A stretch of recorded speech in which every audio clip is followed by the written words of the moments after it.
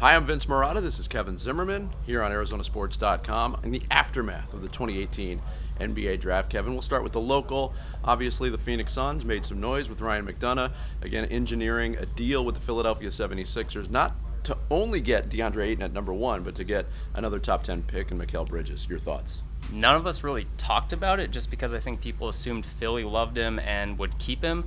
Apparently that's not the case. He fits everything the Suns need. They needed shooting, they needed defense.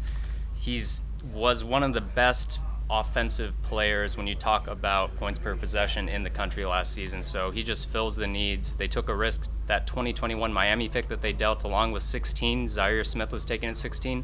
That's a lot, but hey, McDonough is going for it right now. Yeah, assets are only that if you don't use them, and Ryan McDonough opted to use that unprotected pick. That's the part that hurts, I think, for a lot of people is there's no protection on that pick, and it's a crapshoot on what Miami's going to be in 2021, so that was a little bit of a risk. But we'll start at the top. DeAndre Ayton, number 1 pick. Ryan McDonough said today on Doug and Wolf that he knew before the lottery that he was the number 1 pick, so all the speculation that he was the guy was correct.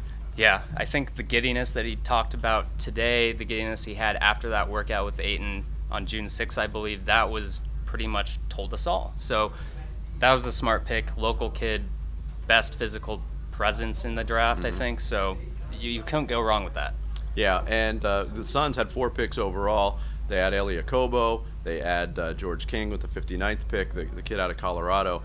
And this is just another step. This offseason was punctuated for the Suns by finding a coach. Now you got the draft, free agency beginning on July 1st, and maybe some more roster reconstruction. With what happened yesterday, and I think you could probably focus on Mikal Bridges the most, how does that affect the roster moving forward? There's a lot of speculation on TJ Warren's future with the Suns now. Yeah, I mean, when you just look at Ayton and Bridges, you have 2 guys who are just ready to go. They're both going to be impact guys this coming season. They both have their roles. And when you talk about Warren, that is the most interesting thing. Who plays power forward? And we can talk about Dragan Bender, Marquise Chris in this conversation too.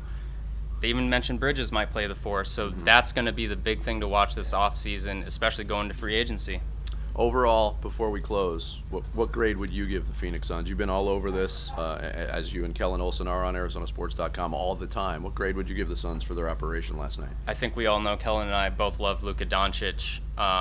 I think they could have maybe tried to get Michael Porter, and he fell to 14 to the Nuggets, and that was one of the best draft, I think, steals. If you talk about talent, his back was an issue, but I give him a B+ because I think if you look at everything, they had their goals, get better, set yourself up for free agency, and this draft does not change how they're going to approach free agency. They're going to try to get some veterans that can help right away. He's Kevin Zimmerman. I'm Vince Marotta. All kinds of draft coverage all day long, all week long, 98.7 FM Arizona Sports Station, and great content from Kevin and Kellen Olson online at ArizonaSports.com.